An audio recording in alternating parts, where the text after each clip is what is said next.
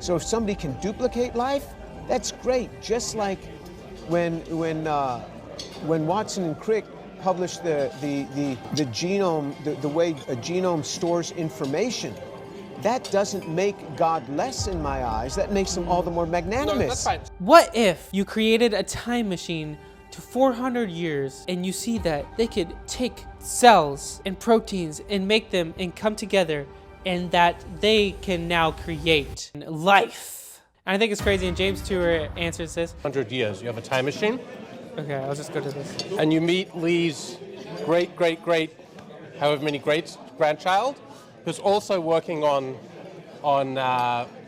the emergence of life, and that person tells you that actually you were totally correct. That looking back,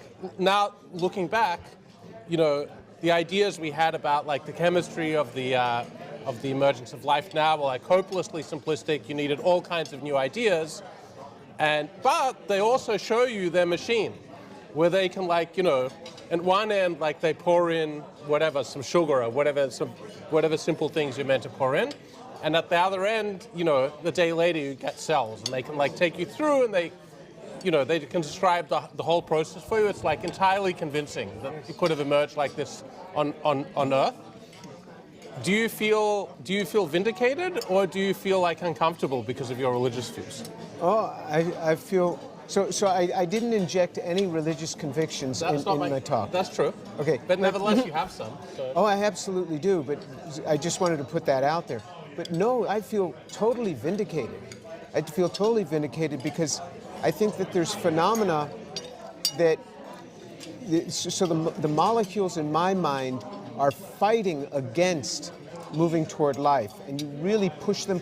You use all sorts of ingenuity. In Lee's lab, he has all these robots adding in certain orders and certain times and certain chemicals, and you keep pushing them toward it, and it's so hard to have them move toward life. So just recently, just in the last couple of days, Dimitar Suslov here at Harvard has used chiral-induced spin selectivity to help him to get crystallization to enhance chirality in some crystals. Mm-hmm. This is using this new phenomenon. You see that, hey, maybe there is a route to really enhance chirality through a new phenomenon that wasn't even around when I was in school. So I think there's many new things that we're going to have to learn before we're going to be able to solve this problem, because many smart people have pushed on this, and it doesn't seem to have advanced. Not only we're further back because the cell is progressing further away from us at a faster rate. So if somebody can duplicate life, that's great. Just like when Watson and Crick published the genome, the way a genome stores information, that doesn't make God less in my eyes. That makes him all the more magnanimous. No, that's fine. So just to be clear, at the beginning you said, at the very beginning of your talk, you said that you think we will figure it out. Yes. But it was a very brief statement.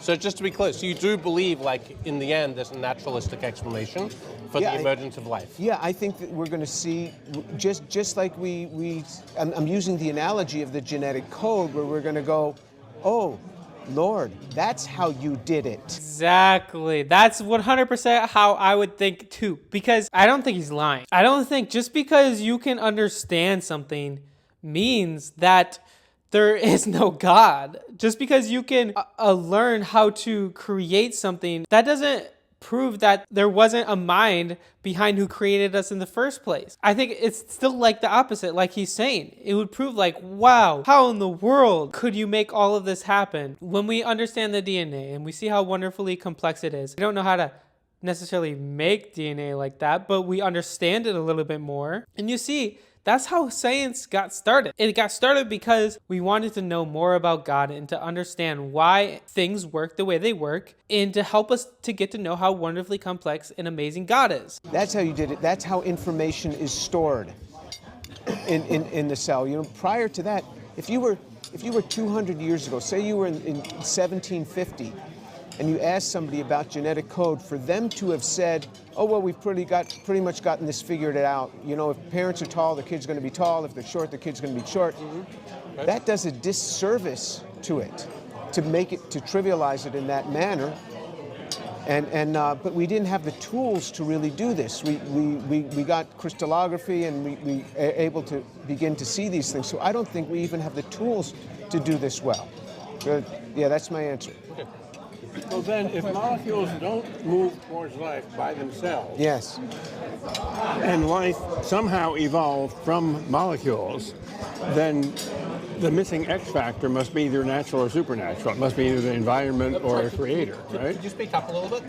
What? Could you speak up a little bit? Yeah. If, as Jim said, molecules do not This is such a funny situation. They're all sitting around a table talking with their mouths full of food. spontaneously and by themselves move towards cells, then since we know that cells came after molecules, some other force than the molecules themselves must have moved them. Now, that force must be external to molecules, and it must be either outside of molecules in the environment, or it must be some force outside the universe, right? I mean, I must correct us. We don't know that. Everything on Earth is pretty much touched by biology in some way. We don't know that every planet in the sky around life doesn't emerge eventually. I think we're taking a very parochial view, and I think that there are some quite fundamental missing scientific phenomena that we're jutting up against.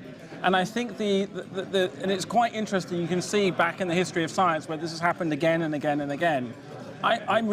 Jim, I don't really know what your agenda is. It's a bit weird because on the one hand you're so angry and aggressive against just the process of normal science, right? It's like you're saying, oh, this is garbage and that's an idiot and that's a loser and they don't know anything. That's the process of science, right? We come up with models, we refute them in a civil way. I think we make more progress by doing it in a civil way.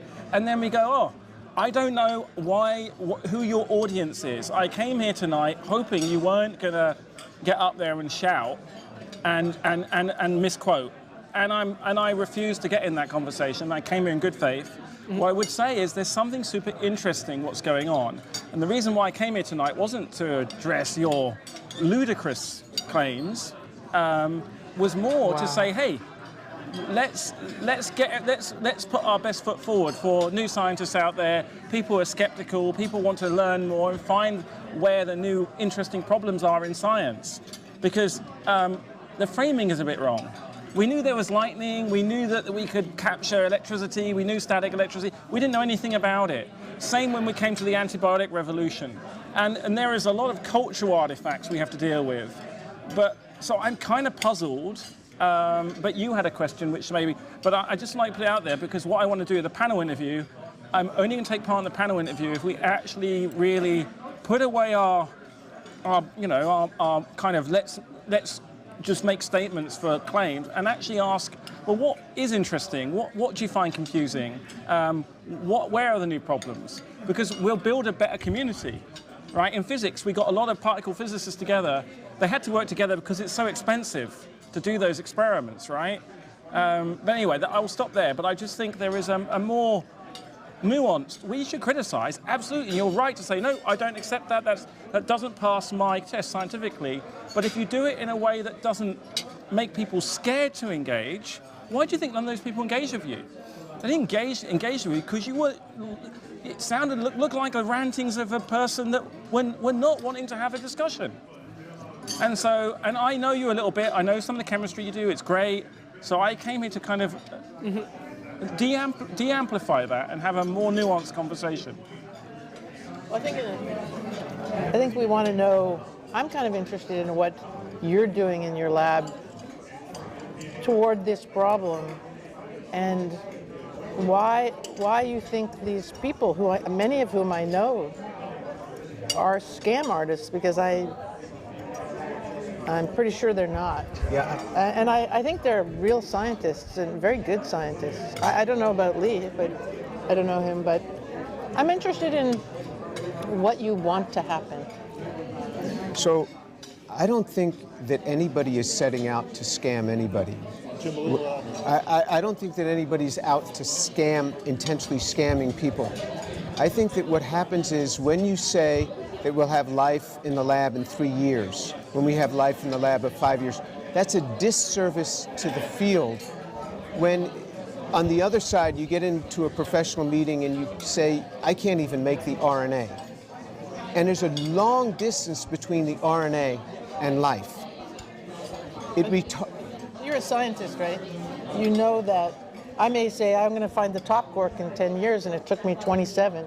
I mean, it doesn't mean that I'm lying or scamming That's exactly or it's not a that- disservice. So Well, it's also, okay, but if they're using that to prove a point and they don't know, that is being a disservice. That's saying something that actually isn't reality. You don't know for a fact that's going to happen. So you can't use that to argue. That's what he's getting a problem with. not a disservice. In nanotechnology, Jim, where you think about what you're going to do in your lab and you haven't done those. You know, you have produced patents. Arguably, they've gone somewhere, but you haven't done the things you said you were going to do. Does that make you working in bad faith? Yeah. So you're making all good points, Lee. What I think is that you're coming around, like in the interview that I read from Lex Fridman, and I read a long paragraph, and you said even more that I think is really quite accurate. When you start saying, okay, I make a molecule, I make another molecule, I make another molecule, and then what? We just keep making molecules. This is exactly what I have been saying from the people, from the groups that are doing these synthetic things. I was to say, but science is about disagreement. I'm not saying all the origin life community are in agreement. They are disagreeing, but that is the process of science. You're kind of trying to say that's something else. I think that's relatively inaccurate. It's fine to, in fact, we only make progress by disagreeing, right? I would say some people, when they're doing, so they have a certain set of things they do, they're putting in constraints. I want to understand where those constraints come from. That doesn't mean what they're doing is wrong, it just means I have a different viewpoint. Okay, so I don't mind saying that as a layman who's not a scientist, it's helpful when I hear Jim describe how we didn't know that we needed to know something that we found out just recently. In other words, a lot of things we don't know about how to detect how life would have begun, that the goalpost is actually farther than we thought. I think that's a phrase I don't mind repeating from Jim. I think that's when we discover that the goalpost is really a lot farther than we thought, I think that's not evidence. to the general public as opposed to I know. I think that's what James is trying to get at, though. He's trying to show, like, these claims that you're making, oh, we know exactly how to make this molecule and create life, is far-fetched, and they're using that to say, like, oh, see, there's no God. No, it's just a second. As opposed to we're getting closer, it seems like we're getting farther away. It is so much farther away than we thought. Go ahead, Dina. Yeah. So I think the clue is I'm having a hard time hearing you. Yeah. So I think the clue is Jim's statement that says like the public is being misled.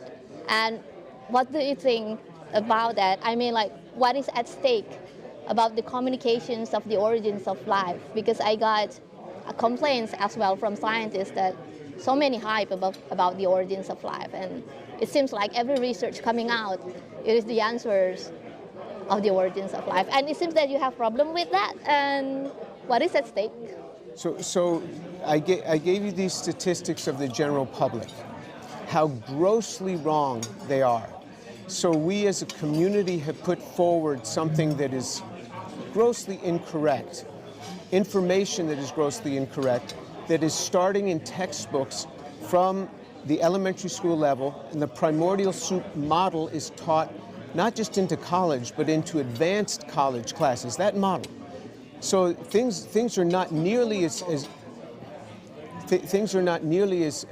comfortable as you might think. And so I think we do a disservice to students if we start saying that this is how life came about, where there's no indication that life has come about this way. There are textbooks on molecular transistors that you have built and conjectured they never worked. So shall we take those ideas out of the textbook? Science is about putting out models that then get replaced with better models after we look at the fundamental problems, so we have better explanations. No one has said the primordial model is the way it happened. That it is well grounded.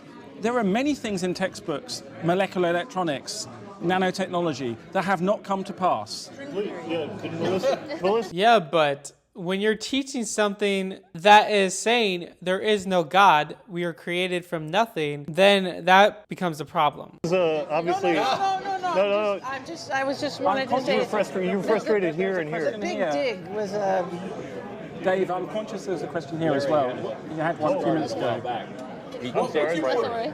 What would you put in a high school textbook he wants to ask. on this topic? Actually, it's been long enough, so now I have two questions. But the first one has to do with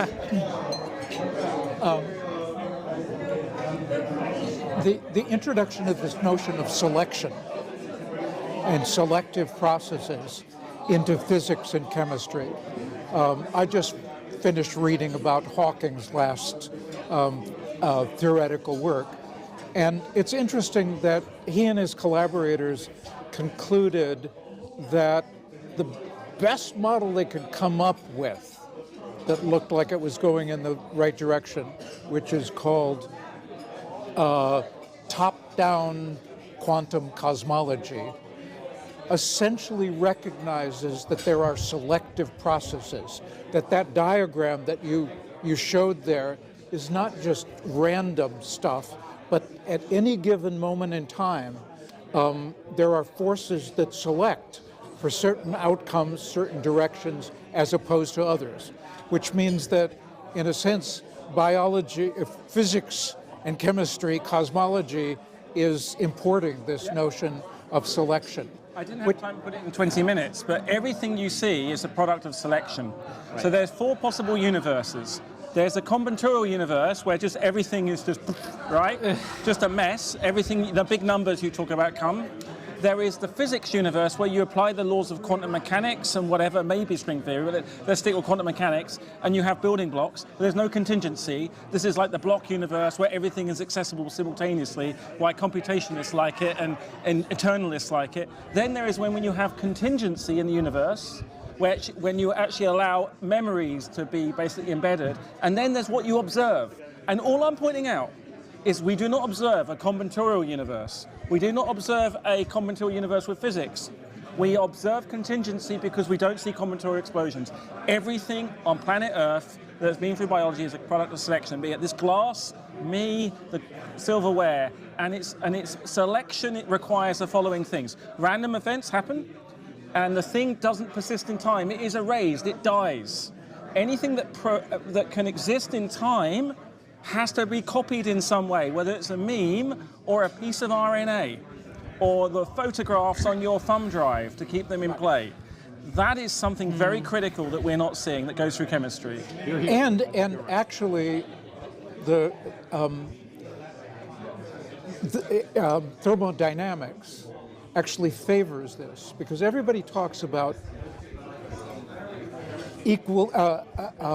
equilibrium thermodynamics. That's the theory we're all taught, and not about Prigozhin's work and non-equilibrium thermodynamics, which says simply that if you have enough species to start with, chemical species, you're sufficiently far from equilibrium, which describes pretty much all of the universe that we know, and you continue to import free energy, like this planet, or then it is inevitable that ever more complicated regimes evolve. I mean, and this is mathematics. It's been proven, and it's been verified at the simple chemical level with various kinds of reactions that simply do that, set up that experiment. So that to me says life is inevitable. Just wait long enough, because we started.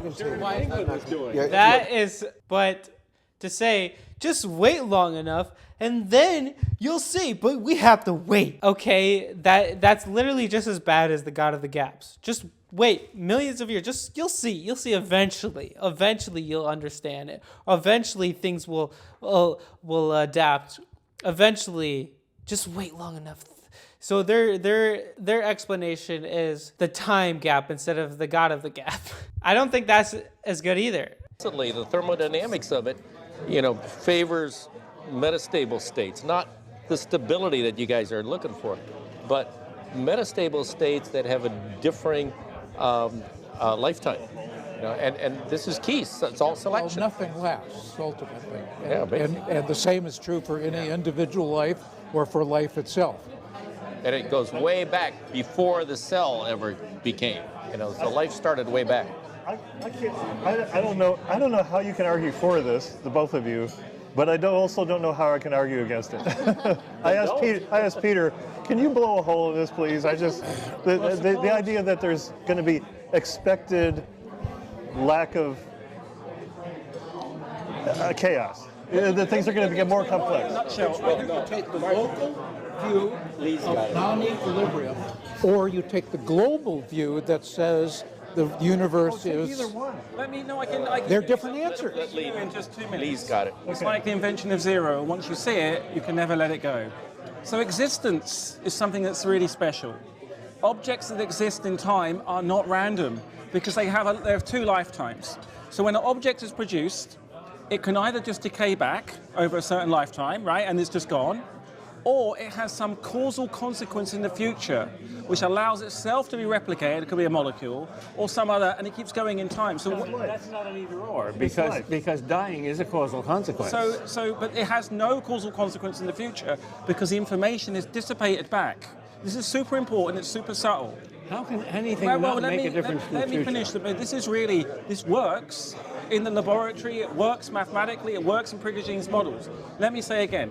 You have some noise. Just say some noise, and that noise can somehow. So you have this environment. The environment is killing the noise. So there are three things here: the environment, noise, and a thing.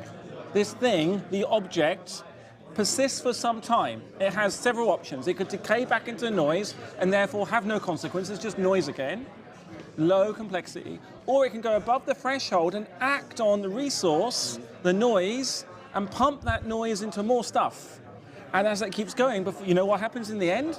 And this is how the first molecules and first molecular networks complexified in a gigantic mess. Because the mess wasn't a mess. The mess was moving towards existence, because the mess that Jim talks about, he doesn't look at over a long enough timescale. And this is all necessary and deterministic. There's no contingency here. So the contingency emerges with selection in the environment. Not before. I want to see if James Tour answers here. It's kind of cool. Threshold. Yeah, and existence is the proof. That's right. You know, you can see it all the time. You've got it. We embody, in a sense, and this was one of Hawking's arguments, we, meaning the universe around us, embodies the entire history of what led up to that. It's the part that survived.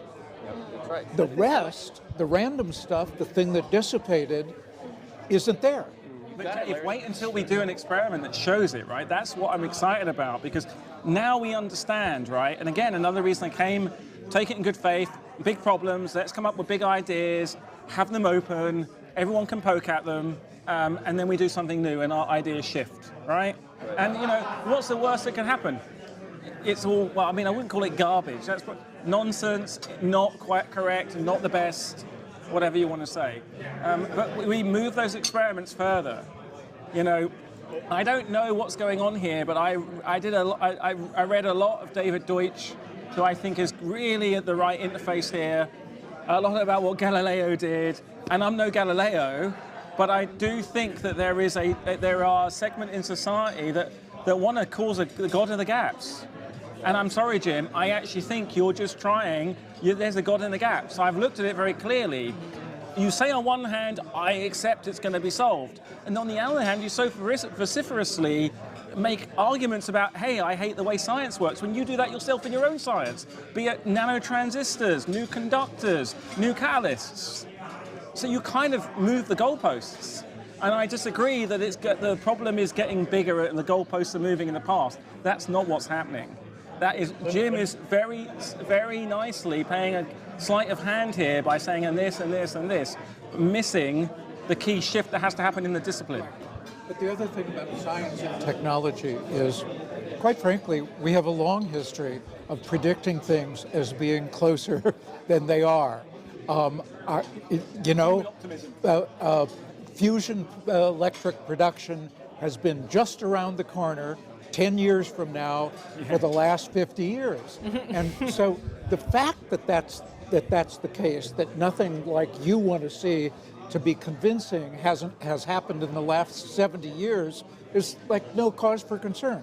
I mean, how long did it take us to figure out the structure of the atom and then to discover that we were wrong? Well, I would say even more than that. I mean, just the length of time during which, like, our civilization has had the idea that you could deduce things through radical thought is only a few hundred years. It's actually shocking we've managed to get as far as we have. Yeah. So, What would happen? What holes would be blown? What serious holes would be blown in this theory if we discovered a couple hundred years from now with space probes that life existed only on this planet? only on what? Only on this planet. How could we discover that? There was no Yeah. way. Yes. Discover it. Argument. I kind of loved it though. I really like it. So they're saying, how could we discover that? There's no way. That's like saying the same question would they bring to God. How are we supposed to show you 100% proof? Can't show 100% proof to anything. Guys, let me know in the comments what you think about this. I'm hoping, fingers crossed, I'll be able to interview James Tour. I'm excited. I want to talk to him about creation, the origin of life. I want to talk to him about different topics that even Christians deal with when it comes to how old the earth is and his thoughts on that, and young earth versus old earth. Even just like, I want to ask him thoughts on like flat earth. Like why do people, I think that would be funny just to talk to someone who's smart. I think that would be cool. Yeah, super fun stuff.